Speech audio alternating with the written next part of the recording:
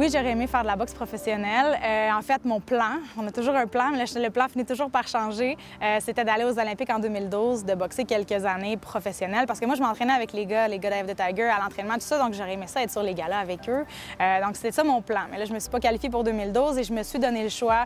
OK, est-ce que je vais boxer un autre 4 ans, un autre cycle olympique, ou je fais de la boxe pro? Et pour moi, c'était aussi, je voulais pas boxer trop longtemps.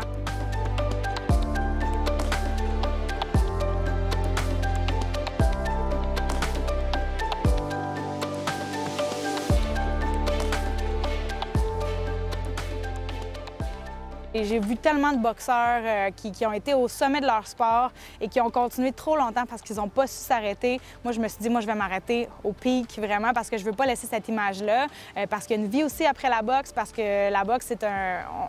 il y a moyen d'en faire, j'en suis la preuve, pendant des années et de garder toute sa tête. Reste que même si c'est un sport qu'on peut pratiquer de façon sécuritaire pendant des années et en ressortir avec toute sa tête, c'est quand même un risque qu'on prend.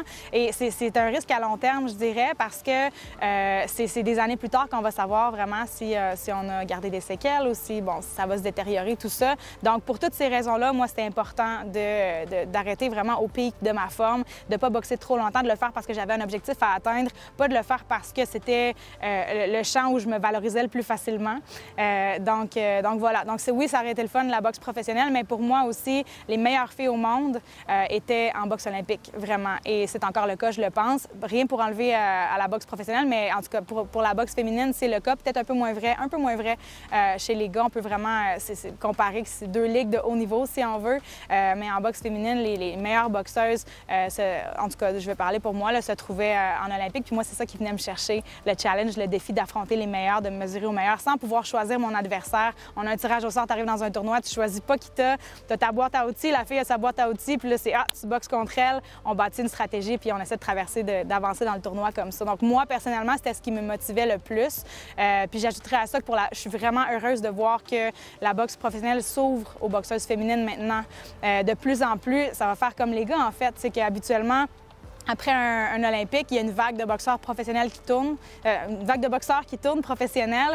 Et là, c'est ce qu'on est en train de voir depuis qu'il y a des Olympiques pour la première fois en 2012. En 2012, il y avait justement, maintenant qui sont professionnels, il y avait Claressa Shields, Savannah Marshall. Plusieurs autres. Exactement, plusieurs. Et donc là, après les Olympiques, on commence à voir des vagues de boxeuses talentueuses qui représentent tellement bien notre sport, qui vont chez les pros. Donc, c'est en train de s'égaliser, mais c'est sûr que la boxe féminine, c'est un sport qui est plus jeune que la boxe masculine. Ça a commencé après. Donc, c'est sûr que le niveau n'est pas encore égal. C'est bien correct. Par contre, c'est vraiment c'est satisfaisant de voir qu'il y a de plus en plus d'ouverture et qu'il y a des filles d'ici qui peuvent faire carrière maintenant, vivre de ça. Comme Marie-Ève Ducaire, Marie-Pierre Roule, Kim Clavel.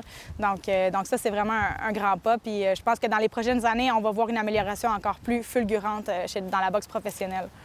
Peut-être une dernière question qui, moi personnellement, m'intéresse. Sur les autres questions que j'ai posées, je ne m'intéresse pas à toutes. Ariane, quand tu regardes ton parcours, 16 années de boxe, tu as commencé, tu avais 16 ans, tu étais une adolescente, puis tu as affronté quelques centaines d'adversaires probablement dans ta vie. C'est qui l'adversaire, la personne? Un peu, j'ai 165 combats, ça va prendre du temps. Disons la meilleure. Okay, c'est ça. La meilleure boxeuse que tu as affrontée. J'ai pas le choix de dire que la meilleure boxeuse que j'ai affrontée, c'est Claressa Shields, parce qu'elle m'a toujours battue en 4 combats.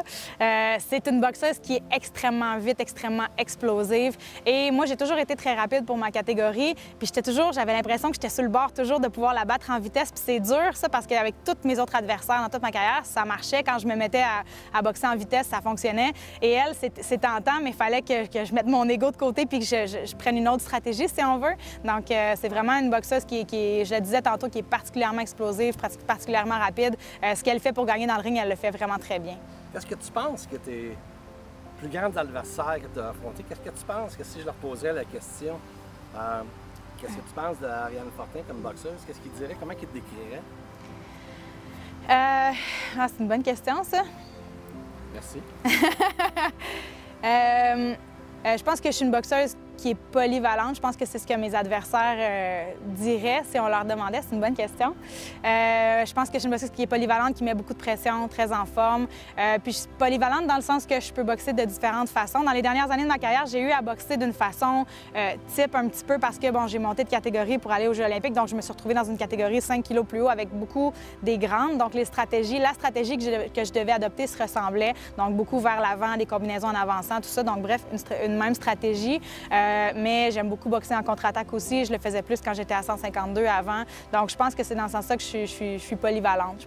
Puis, je pense que je cogne aussi. Je pense qu'on peut dire ça. C'est pas mon genre de dire des affaires comme ça, mais je pense qu'on peut le dire. Vous leur demanderez.